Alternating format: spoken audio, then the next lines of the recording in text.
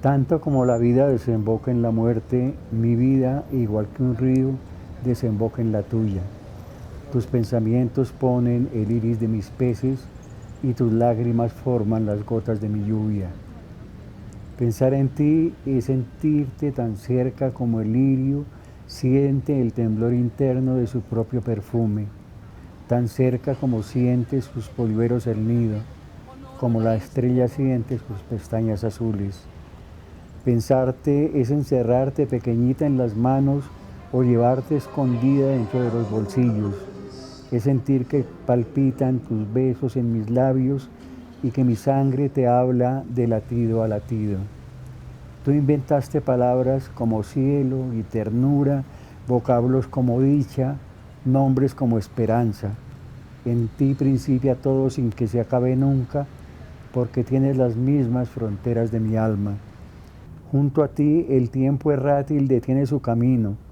Si sonríes, la rosa se florece en tu rostro. Si callas, el silencio se callará contigo. Si duermes, dos auroras duermen bajo tus ojos. Eres la primavera con un traje de flores. Una savia de lotos estructura tu cuerpo. Tu pelo es un refugio para albergar la noche y son suaves colinas de dulzura tus senos.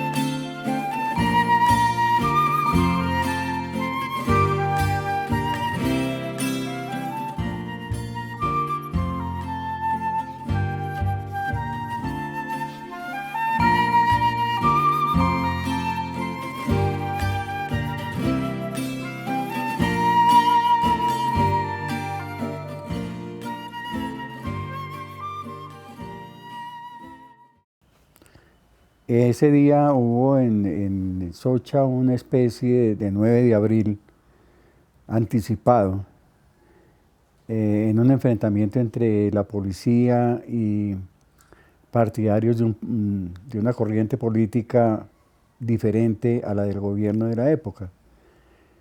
Y hubo una masacre realmente muy dura.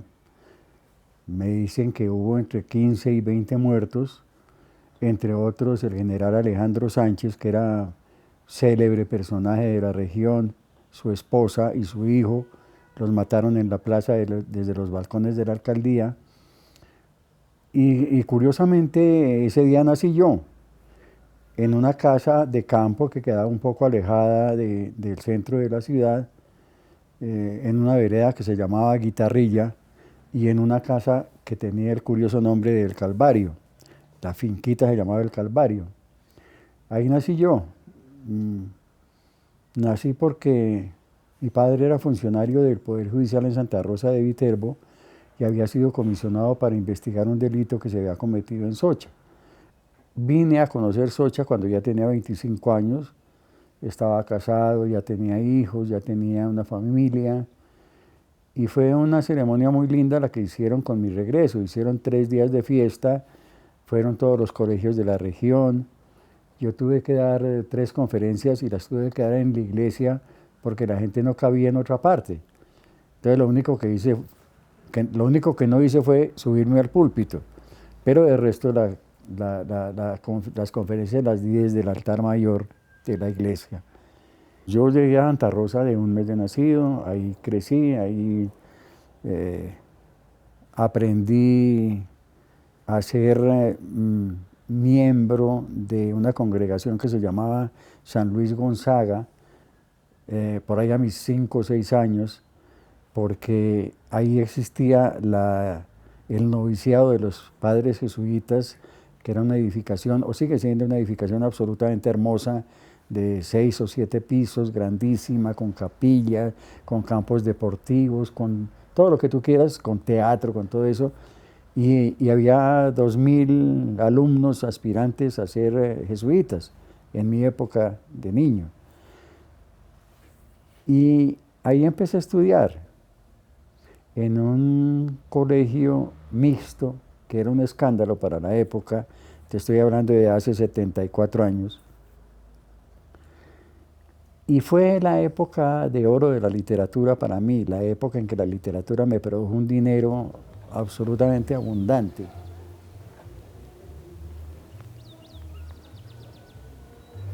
Recordar que mis compañeros me encomendaban la tarea de escribirle un acróstico a las muchachas, a la de los moñitos, a la de las alpargaticas de capellada, a la de la faldita azul, y yo les cobraba medio centavo por cada acróstico. Fue la época de mi bonanza económica respecto a la literatura, porque hubo semanas en que alcancé a ganar 3, 4, 5 centavos, y eso era un dineral muy grande. Con eso yo me sentía un magnate, los invitaba a melcochas, los invitaba a masato, los invitaba a colaciones, y yo pagaba porque era el potentado de la clase gracias al producido de la literatura. Y es importante volver a encontrar las aulas, encontrar el patio de juegos, recuperar la infancia. En este largo túnel de la vida, en este largo corredor por el que vamos andando desde el comienzo del tiempo hasta que se nos acabe el tiempo que nos han fijado para permanecer aquí. Después estudié en un colegio ya un poco más serio, oficial, que llamaba el Colegio Carlos Arturo Torres Peña, y estudié hasta que llegué al 4º año de primaria, y ahí me enamoré de mi profesora de matemáticas. Eso fue pues un enamoramiento absoluto, rotundo, definitivo, mortal. Y ella tenía 18 años, daba clases enseñaba con las sumas y las restas de quebrados. El más quebrado de todos era yo. Y me acuerdo mucho que usaba unas falditas corticas, unas blusitas apretaditas, y se paraba frente al tablero a escribir las operaciones matemáticas, y yo nunca vi el tablero. Entonces no aprendí ninguna clase de matemáticas, pero la veía, y eso fue mi enamoramiento de los 8 años. Ahí terminó mi carrera de estudiante, en el 4º año de primaria. De ahí no volví a estudiar, contrariando todos los deseos de la familia, que querían que yo fuera cura, médico o abogado. Mi padre no tenía una biblioteca, tenía una caja de cartón con 30 libros. Ahí encontré a Julio Verne, De la Tierra a la Luna, Viaje al Centro de la Tierra, Los 500 millones de la Begún, y sobre todo un libro maravilloso que se llama Miguel Strogoff. Miguel Strogoff me lo he vuelto a leer 10 veces en el curso de la vida y cada vez me parece más bello. La historia de un soldado ruso que atraviesa toda Siberia en la época de la guerra de los tártaros para llevar un mensaje que podía salvar a Rusia de la dominación de los tártaros, y enfrenta toda clase de obstáculos y de luchas y de peligros, y al fin logra cumplir su misión. Yo pienso que es un libro símbolo de uno logra lo que quiera en la vida si se lo propone. Ese es un libro que yo amé toda la vida. Y me puse a hacer la cuenta: si yo estudio 22 años para ser médico, ¿cuántos libros dejo de leer en 22 años? Y entonces resolví no estudiar, y eso fue la conmoción de la familia, pero una conmoción aterradora, los abuelos de un lado y de otro, intervino todo el mundo, y no, yo toda la vida he sido no, digamos, persistente, sino terco. No volví a estudiar en colegios ni nada de eso, y desde entonces me dediqué a estudiar por mi cuenta. Yo no he hecho otra cosa que estudiar toda la vida. Curiosamente, ya después me han dado una serie de doctorados honoris causa en Estados Unidos, aquí, en Argentina, en Italia, y me han dado una serie de reconocimientos universitarios, muchísimos, pero mi estudio formal llegó hasta cuarto año de primaria y llegó en Santa Rosa de Viterbo. Fernando, y en sus inicios usted escribió cosas para los niños, los adultos, los jóvenes. ¿Y qué lo llevó a escribir a usted Los Bienaventurados? Bueno, el libro tiene mucha relación con el Tribunal Superior de Santa Rosa de Viterbo y relata un poco la aventura de todos los meses que se retrasaba el pago del sueldo, que los empleados tenían que recurrir a los agiotistas para que les comprara el sueldo. Y entonces el libro cuenta la hazaña con que esos agiotistas se cebaban cobrando intereses del 10, del 20%, y eso es la esencia de Los Bienaventurados, es decir, cómo se abusa de la gente en los momentos en que más necesitada está, y cómo esa injusticia obliga a una familia a desplazarse a Bogotá en uno de los tantos desplazamientos que ha habido en el país para que Bogotá devore esa familia, porque Bogotá a la gente del campo casi siempre la aniquila, la asimila a la gente de la calle y se va perdiendo el concepto de familia.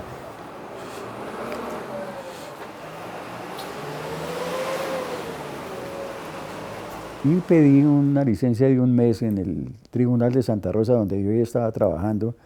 Fui minero de carbón durante 15 días con mi casco, mi piqueta, mi linterna. Conocí la vida de la gente, la injusticia con que la trataban, el hambre que pasaban, las casas maravillosas y riquísimas, con todas las comodidades de los ricos, los místeres, los museos, los ingleses y los franceses que construyeron La Paz del Río, y la vida miserable de la gente que vivía en cambuches a lo largo del río. Y de ahí nació la historia de la Rebelión de las Ratas, que al año siguiente ganó un premio también mundial en Barcelona. Y lo curioso de la Rebelión de las Ratas es que yo lo escribí en 17 días, encerrado en una alcoba de la casa de mis abuelos paternos en Santa Rosa de Viterbo. En 17 días, casi con sus noches, en un exceso de fiebre. Yo sigo siendo un escritor compulsivo, totalmente compulsivo, no puedo parar. Hay una propuesta, una discusión sobre si ese era realmente el verdadero final de la Rebelión de las Ratas, o usted pensó otro. La rebelión tenía una solución muy diferente, pero en el curso del proceso de escritura se fue imponiendo el final que es el que quedó plasmado en el libro, pero ese final lo determinó la propia fuerza de la historia. Eran los desposeídos, los desamparados, los olvidados, eran los seres famélicos que luchaban contra la injusticia, venían desde las garras de la miseria hasta los extremos sangrientos de la rebelión, y por todo el pueblo de Timbalí las llamas iban extendiendo sus grandes alas rojas.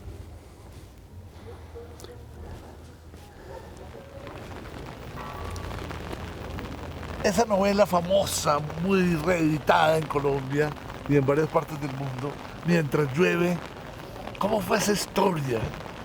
Esa historia se narra en un pueblo imaginario que se llama San Juan del Alba, y San Juan del Alba es Santa Rosa de Viterbo, y fue de mi época de trabajo aquí en el tribunal, y es una historia policial, la historia de una injusticia cometida por la justicia. Pero así como Mientras llueve, también aquí, en este bello pueblo, también transcurre algo de esas mujeres camanduleras de Puerto Silencio. Bueno, Puerto Silencio es la suma de las mujeres camanduleras, exactamente como tú dices, pero realmente la lluvia ha sido compañera de casi todos mis libros. Inclusive hay una protagonista de Los Hijos del Viento que se llama Llovizna Abril. Llovizna es un nombre de mujer que casi nadie usa, pero que existe realmente. Yo conocí a una niña que se llamaba Llovizna, y esta se llama Llovizna Abril. Y la lluvia es una constante de toda mi obra literaria. La lluvia es una permanente acompañante de los protagonistas.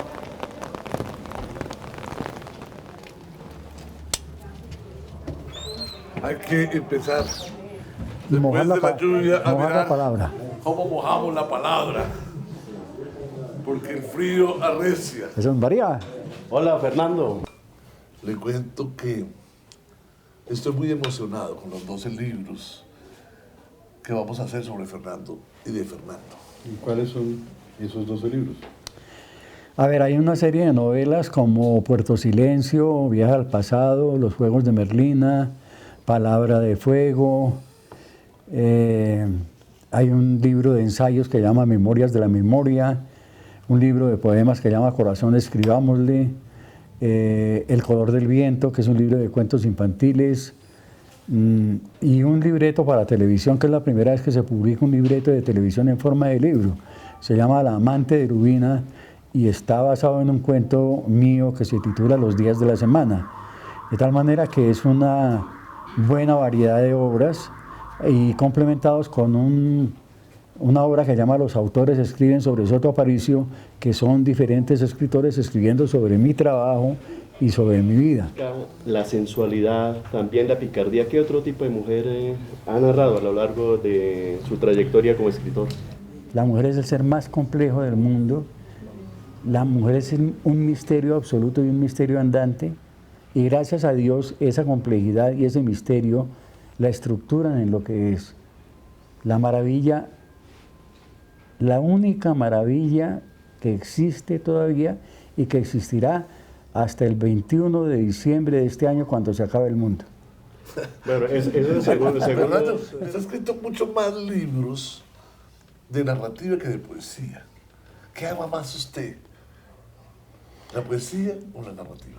Amo escribir. Para mí la página en blanco es un desafío maravilloso. Y lo único que siento frente a una página en blanco es el deseo de llenarla. Fernando, la gran obra suya, de su propio parecer, ¿ya está escrita o está por escribirse? Bueno, yo pienso que cuando un escritor, un artista, un pintor, un escultor, un músico diga, esta es mi mejor obra, ahí fracasó. Lo que da el impulso para seguir es el inconformismo. El artista es un inconforme, es un perfeccionista. Nunca llega a la perfección, la busca siempre, pero cree que no la encuentra y eso lo obliga a continuar trabajando, a continuar produciendo, a continuar perfeccionándose. Entonces, el inconformismo es el motor de toda creatividad. Y yo pienso que mi mejor obra quizás esté por escribirse. Ojalá tenga tiempo y que el que maneja los destinos no me llame todavía, aun cuando ya me tiene un puesto guardado muy importante arriba, que es el de ser el ángel de la guarda de Sofía Vergara. No. Se lo está pidiendo hace mucho rato. Oiga, Hace sí, mucho rato. como es una figura muy sensual.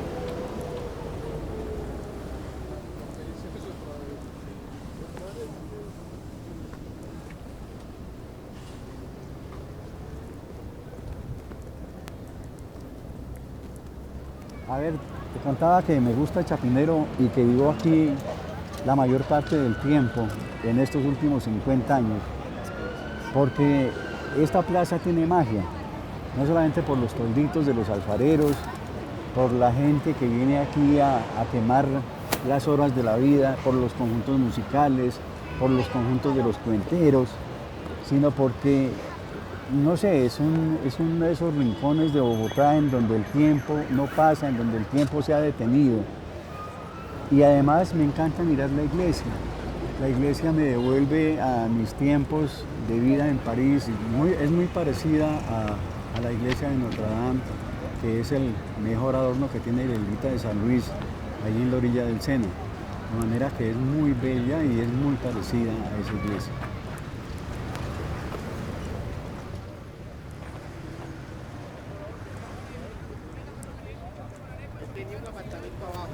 Y sin embargo, pues gracias a sus escritos y a su trabajo literario tan importante, Gonzalo sigue siendo parte de la memoria literaria de este país y una parte muy importante. Sobre todo que según leí en la entrevista hay una irreverencia total, pues la irreverencia del nadaísmo, eso sí, Sí, no, pues no se pierde.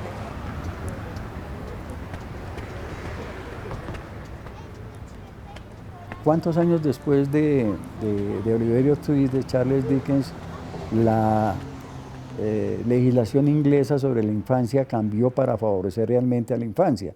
Pasaron 30 años. ¿Cuántos años después del Yo acuso de Emilio Solá cambió la legislación penitenciaria francesa? Pasaron 35 años. Entonces lo que uno hace es mostrar las llagas, digamos, que tiene una sociedad, pero no dice cómo se van a curar. Eso le corresponde o a los políticos, o a los estadistas, o a los gobernantes, pero el escritor no. El escritor muestra. Por ejemplo, una novela mía que se llama La agonía de una flor. La agonía de una flor es la historia de una niña de 15 años que en una vereda de su pueblo pisa una mina quiebrapatas y dura 2 días muriéndose. Eso no va a dejar con las minas quiebrapatas, pero le muestra al mundo esa infinita tragedia que es minar una parte de un país. Pienso que el realismo mágico es una forma muy bella de contar una historia, pero lo que yo hago es una cosa que podría llamarse realismo real, sin que sea una redundancia, sino una realidad. Yo no puedo escribir solo con la imaginación, tengo que escribir con base en una realidad absoluta. Por ejemplo, para escribir una novela que se llama Los funerales de América, yo aprendí a manejar un helicóptero y aprendí a despegar un helicóptero, a volar un helicóptero y a aterrizar un helicóptero. Eso fue hace 25 años. Ya ahorita me voy a montar en un helicóptero y ya se me da de cabeza, pero lo hice para saber, es decir, para escribir con propiedad un capítulo. Por ejemplo, una novela que se llama Viaje a la Claridad, que fue el premio Ciudad de Murcia en España hace unos años. Oí las confidencias de 30, 40, 50 mujeres que me contaron cómo fue el proceso de su violación, cómo es el proceso mental y físico del parto. Sabía yo mucho más del parto que cualquier mujer de este mundo para escribir ese libro. El escritor es el vocero de una sociedad muda. El escritor es el que grita por los que se callan. Es el que expone su vida por los cobardes. No es un testigo de su tiempo, es un acusador de su tiempo, es un fiscal. Y eso tiene que ser así, porque si no, no tiene sentido. Escribir es un compromiso con la vida, un compromiso con la sociedad, un compromiso con la historia y un compromiso con uno mismo. Entonces, escribir es una magia, pero es una magia que puede ser peligrosa y ese peligro es muy estimulante.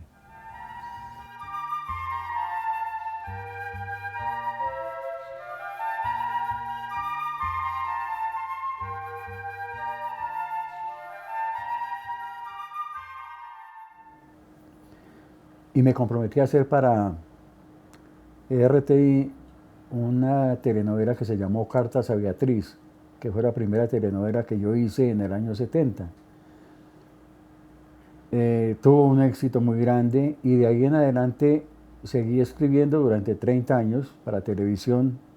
Todos los días se representaba algún dramatizado mío, telenovela, serie, programa individual, y los firmaba con nombres distintos, 6 o 7 nombres de hombres o de mujeres que figuraban como los autores del libreto, y realmente se hicieron obras muy buenas.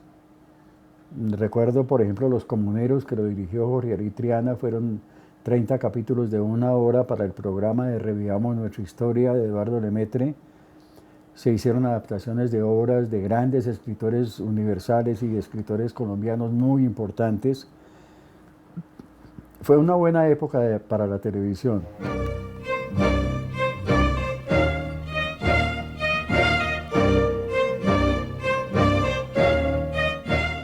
Original de Fernando Soto Aparicio.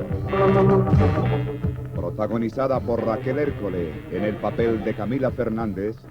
La crítica de los escritores de esa época, cuando yo empecé a trabajar para la televisión, era una crítica gratuita, era una demostración de incapacidad, porque escribir para televisión no es fácil. Y los que criticaban eran los que estaban cómodamente sentados detrás de haber escrito 3 o 4 cuentos o una novelita y no tenían capacidad para meterse, para aceptar el desafío de escribir para un medio perecedero, pero tan exigente como la televisión. Yo me siento muy contento de haber trabajado 30 años en televisión. Para mí fue una experiencia muy enriquecedora. Aprendí a manejar muy claramente los diálogos, el suspenso, la intensidad del relato. Para mí, los 30 años de trabajo en televisión se han visto reflejados positivamente en casi todos mis libros. Tal vez fue eso, la pobreza ideológica de las programadoras, lo que ausentó a los escritores, porque en la época de oro, para llamarla de alguna manera, de la televisión, escribió todo el mundo. Todo el mundo que tiene algo que decir, alguna representación literaria, algún valor literario universal. Pero en la actualidad la televisión, salvo 2 o 3 programas, es un desastre. Cuando se quiere volver a la legalidad, la única salida es esconder el pasado, guardar las armas y volver a empezar.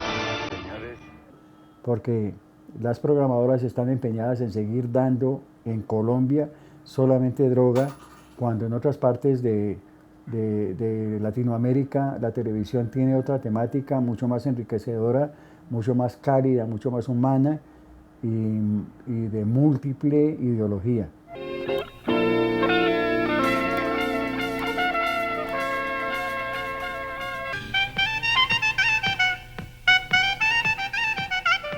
De las novelas mías hay un 98% que no es posible llevar a la televisión.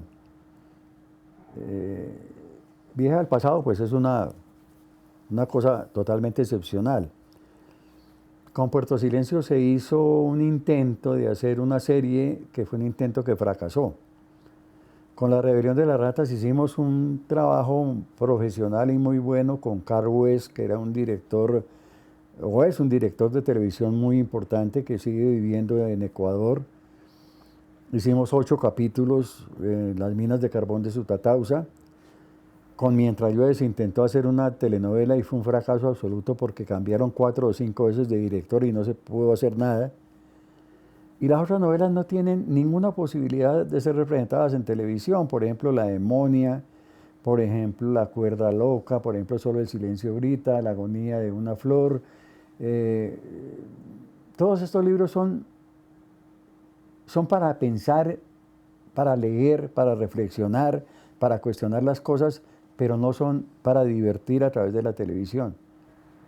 Yo vivía en un apartamento pequeño de Nicolás de Federman.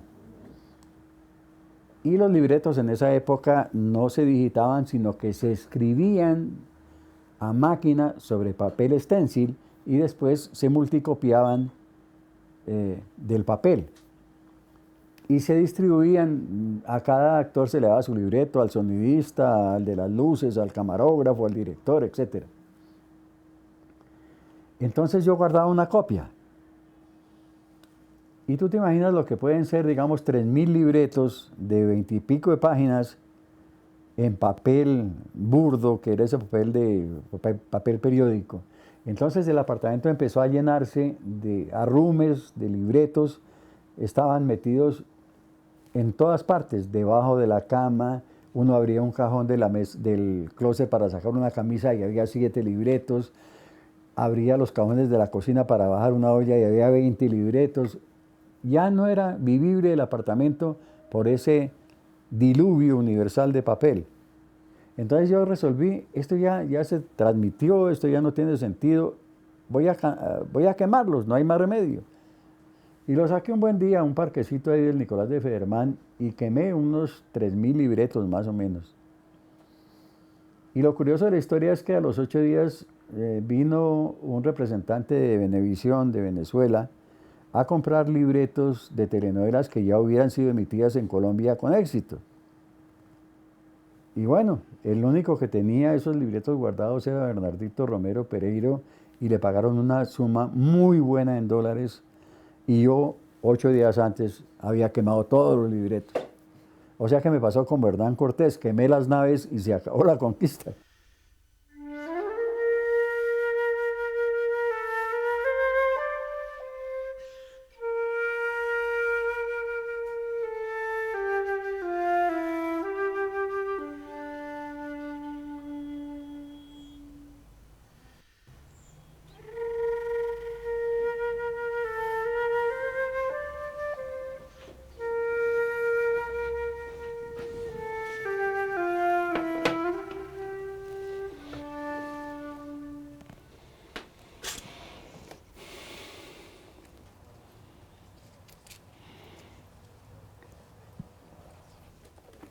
Camino que anda es, creo que es la novela más importante que hay en América Latina sobre su propia historia. 4 círculos que cuentan la verdadera historia de este continente lleno de una mezcla pues realmente maravillosa, y creo que como nadie, Fernando Soto Aparicio lo ha contado y nos da una lección de historia y una lección de amor como en todos sus libros. Yo creo que desde su primer libro, Los Bienaventurados, se ve reflejado el hombre de este continente, el campesino, todas las desgracias y los amores y todo lo que compete a la vida del hombre de esta tierra.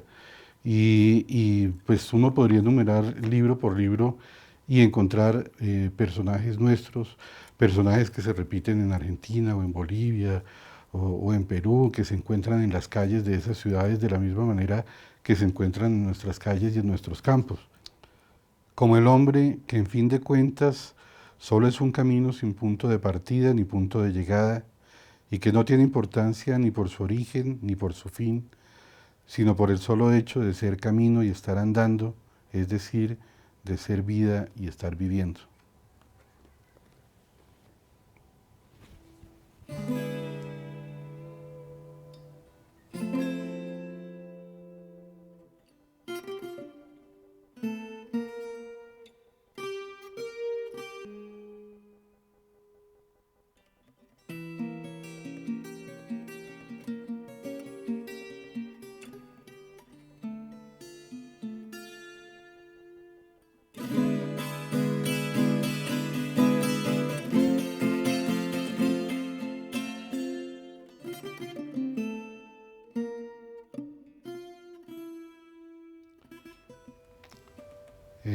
Yo creo que siempre lo vi escribir.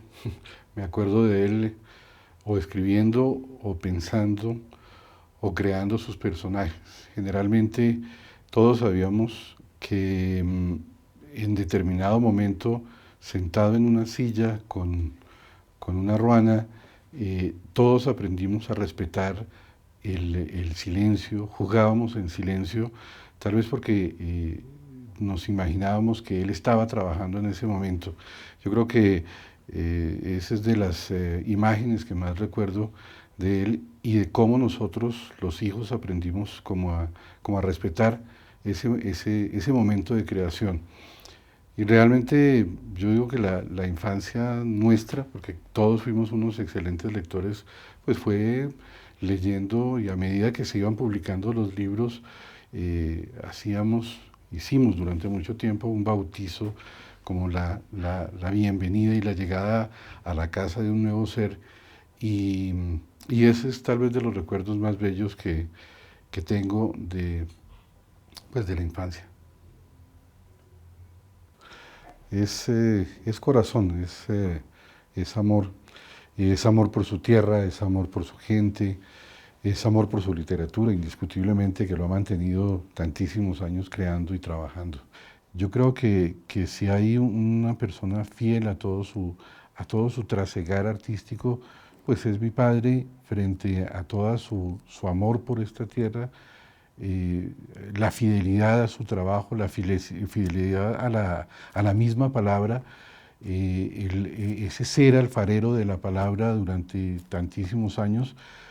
Yo creo que eso nos lo legó, y creo que los 5 hijos, pues lo tenemos marcado no solamente en nuestra mente, sino en nuestro corazón, y es una manera de poder vivir la vida de una manera mucho más profunda. Guillermo, Buenas. ¿Cómo está? ¿cómo has estado? Hasta que al fin nos venimos a encontrar aquí. Sí, señor. Siga, Mucho por gusto favor, y estar. siéntese. Gracias. Ay, he pasado por aquí infinidad de veces.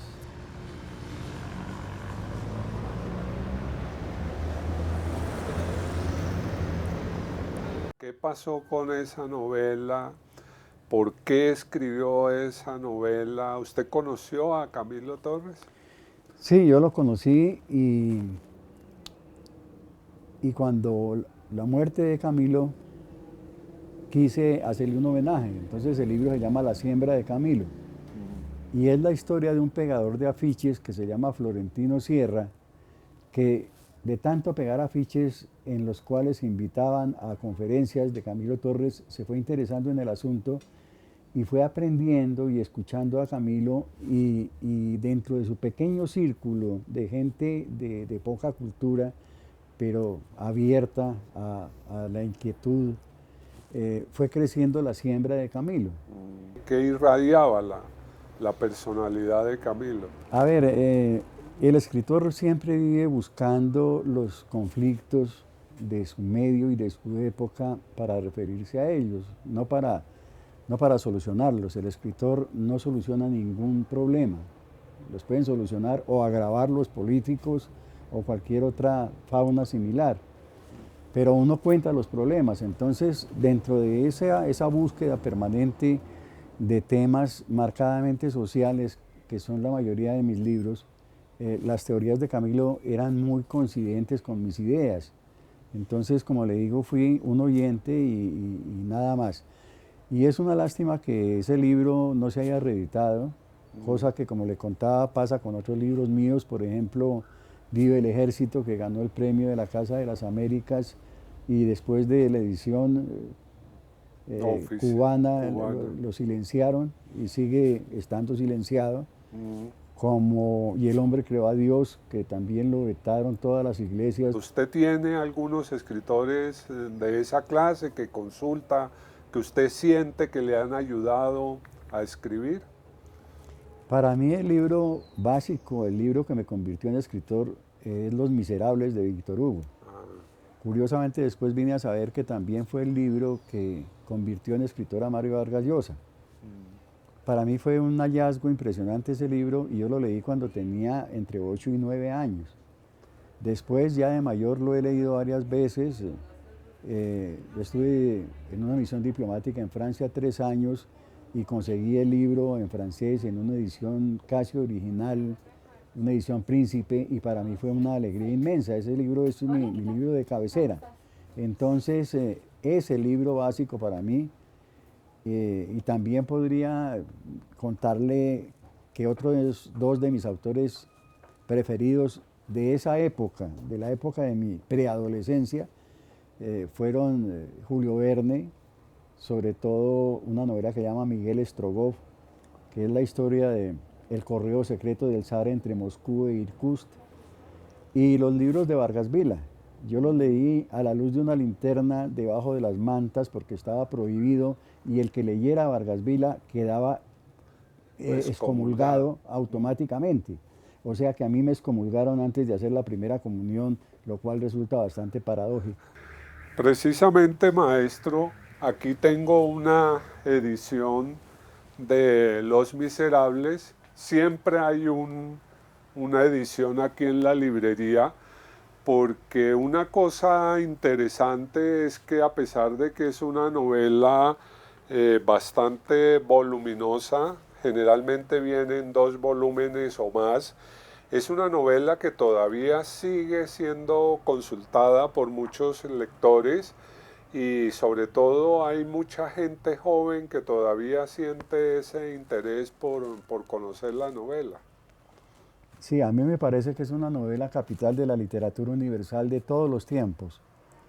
Y no solamente como le decía, por esos personajes maravillosos e inolvidables, sino por lo que cuenta, por las descripciones tan minuciosas que hace, por la reconstrucción de ese pasado, de esas guerras, de las revoluciones, de las ambiciones, de la corte de los milagros, de toda esa época sensacional de la historia de Francia.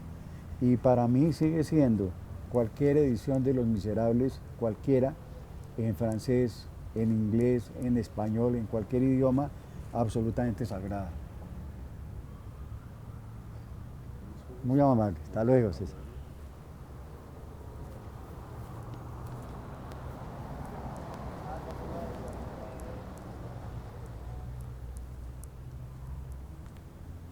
Yo pienso que los libros no van a morir nunca. Al libro no lo matará nada, no lo matará nadie. El libro permanecerá tal como lo conocemos mientras el hombre permanezca sobre la tierra. Un libro es algo definido, que tiene una forma, tiene una textura, tiene un olor, y es una compañía. Nada podrá reemplazar un libro, absolutamente nada. Ningún medio de comunicación, ningún medio de multiplicación de las ideas podrá respaldar la magia y la ternura que inspira un libro.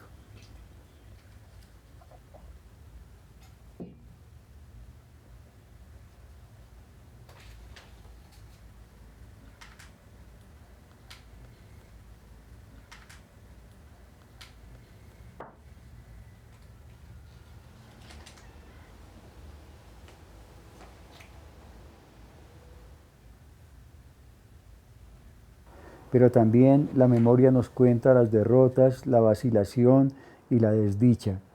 En la gran lucha cotidiana entre la memoria es lo que nos define como seres humanos, lo que nos diferencia, lo que de alguna manera nos da la certeza de nuestra procedencia cósmica, lo que le da al hombre su característica esencial es entonces su capacidad de recordar.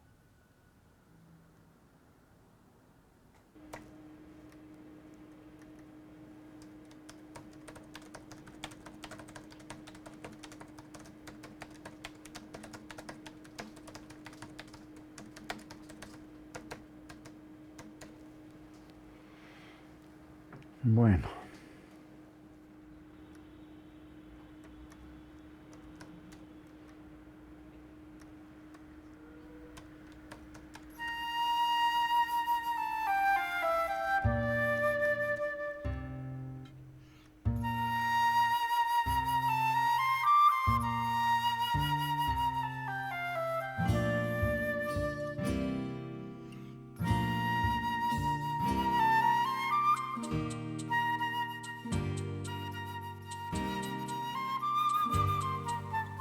No sé, yo no podría decir si sí o si no. Yo escribo